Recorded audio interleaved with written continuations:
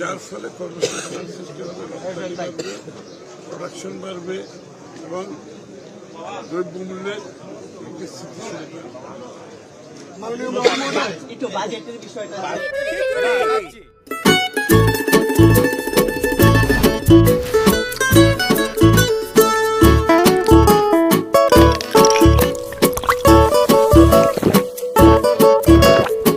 খাবারের পছন্দ ভিন্ন হলেও মজার বেলায় সবাই এক। ভাই 4 মাস পরে এই বাজেট দিতে হবে, নতুন বাজেট আর সামনে আপনাদের কোনো আমরা এলজিডি সূত্রে আমরা জানতে পেরেছি অন্তর্বর্তীকালীন সরকার গত চট্টগ্রামের জন্য 14টি বিভিন্ন উপজেলার জন্য 2000 কোটি টাকা একটা বরাদ্দ দিয়েছে। এটা কি 1 লাখ পর্যন্ত গিয়েছে? এটা কি স্বাভাবিকভাবে যাবে নাকি এখন আবার পরিবর্তন হবে?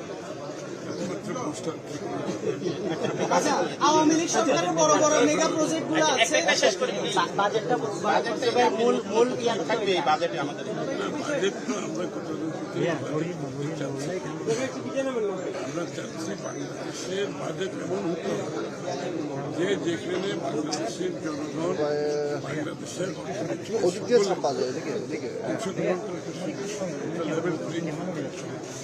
এবং এই বাজেটের পরিপ্রেক্ষিতে বাংলাদেশের উন্নয়ন অর্থনীতির সুফল বাংলাদেশের জনগণের সকল জনগণের কাছে পৌঁছতে হবে। এটাই হবে তার কোনো পৃষ্ঠপোষকতার রাজনীতি আর চলবে না। কোনো সুযোগ সুবিধা দানকারী যারা এতদিন সুযোগ নিয়ে বাকি জনগণকে বঞ্চিত করছে সেটা আমরা করতে চাই না। আমরা চাই এমন বাজেট হবে যেখানে জনগণের আগামী দিনের বাংলাদেশের অর্থনীতিতে অংশগ্রহণ করার সুযোগ সৃষ্টি হবে এবং অর্থনীতির সুফল উন্নয়নের সুফল বাংলাদেশের সাধারণ মানুষের কাছে পৌঁছতে হবে এবং সেইভাবে আমরা বাজেট প্রণয়নে সেটা হবে আমাদের প্রথম দায়িত্ব, সেটা নিশ্চিত করা। 180 দিনের আপনাদের পরিকল্পনা, আপনার প্রথম কি হতে পারে? মেগা প্রজেক্ট হয়েছে, মেগা দুর্নীতি হয়েছে, যে ঋণগুলো শোধের জন্য এই সরকারকে বড় চাপ সামলাতে হবে সামনে। এই জায়গায় আপনাদের পরিকল্পনা কি থাকবে? আর আপনারা কোনো বড় মেগা প্রজেক্ট বিগত সরকারগুলোর মতো নিচ্ছেন কিনা?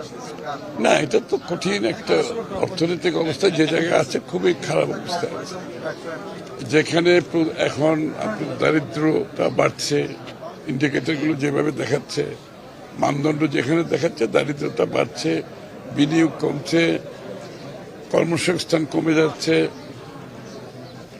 প্রাইভেট সেক্টর মূলধনের আমদানি কমিয়ে দিয়েছে, ঋণ কম নিচ্ছে, এগুলো সব মিলে অর্থনীতি খুব একটা খারাপ অবস্থা আছে এবং এখান থেকে উত্তরণের জন্য যে বিষয়গুলো সেগুলো আমাদের প্রোগ্রামে আমরা আগে দিয়েছি, এগুলো আবার আমি নতুন করে বলতে চাই না।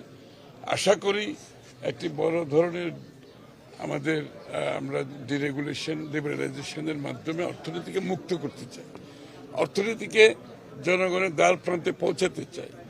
এই যে ওভার রেগুলেটেড করে কিছু লোক পৃষ্ঠপোষকতার মাধ্যমে সুযোগ নিয়েছে, সেটা থেকে বেরিয়ে আসতে হবে, সেটা হবে মূল উদ্দেশ্য। ঋণের চাপটা অনেক বড় এবং সবচেয়ে বড় হচ্ছে ঋণ নিয়েছে, ভালো প্রজেক্টে বিনিয়োগ না করে লুটপাটের প্রজেক্ট করেছে এবং এই টাকাগুলো বাইরে চলে গেছে। সুতরাং যে জিনিসটা নাই সেটার দায় এখন পরিশোধ করতে হবে এই সরকারকে। যে জিনিসটা উপস্থিত নাই, যে জিনিসটা ধ্বংস করে ফেলেছে, তার দায় বহন করতে হবে বর্তমান সরকারকে। এটা কঠিন একটা ব্যাপার। পাচার করা অর্থ ফেরত আনার ব্যাপারে তো অবশ্যই সরকার তো G2G গভর্নমেন্ট টু গভর্নমেন্ট এবং এগুলো কিছু প্রফেশনাল কোম্পানি আছে যাদেরকে আমরা কথা বলেছি ইতিমধ্যে, সবাই একসাথে কাজ করে আমরা চেষ্টা করব যত বেশি ফিরিয়ে আনা যায়। আচ্ছা, দক্ষিণ চট্টগ্রামে আপনাদের সরকারের সবসময় মন্ত্রী ছিলেন, আগে জাফর ইসলাম চৌধুরী ছিলেন, তো ওটা আমরা সিটিতে আছেন, আপনি তো সেন্ট্রালে। আমি ওগুলোর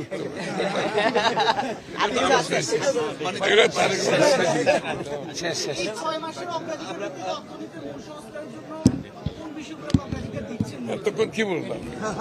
ঠিক আছে।